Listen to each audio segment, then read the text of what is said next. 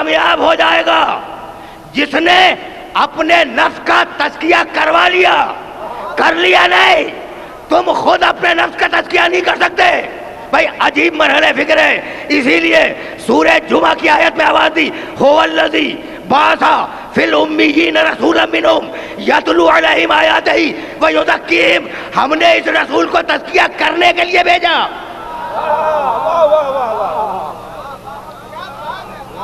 سمجھ رہے ہو بات کو؟ اب یہ تو وہ مشہور و معروف آیت ہے جو میرے ان سامنے بیٹھے ہوئے بچوں تک کے علم میں ہوگی کہ ہم نے اس کو بھیجا کہ تمہارے سامنے آیتوں کی تلاوت کرے. ہم نے اس کو بھیجا کہ تمہارے نفسوں کا تزکیہ کرے. ہم نے اسے بھیجا تمہیں کتاب کی تعلیم دے. ہم نے اسے بھیجا تمہیں حکمت کی تعلیم دے. فیصلہ یہی ہوگا.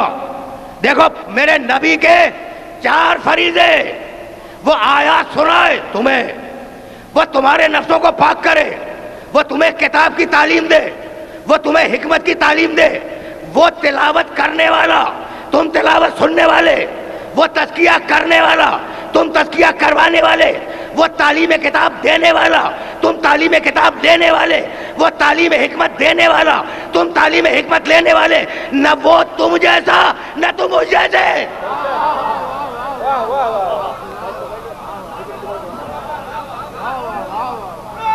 سننا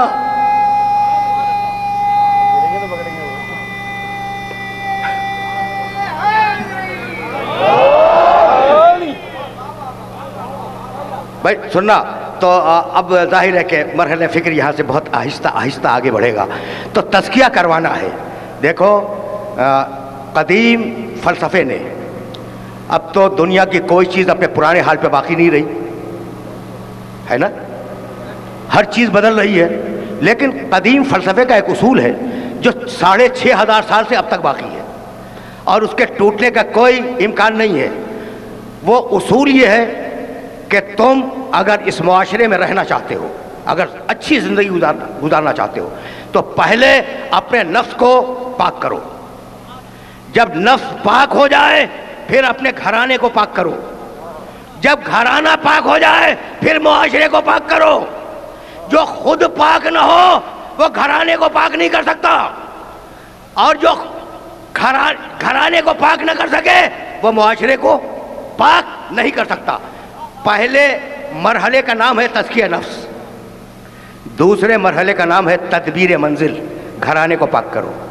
تیسرے مرحلے کا نام ہے سیاست مدن, اب معاشرے کو ٹھیک کرو. تو اصول یہ ہے کہ پہلے اپنے آپ کو پاک کرو, پھر گھرانے کو پاک کرو,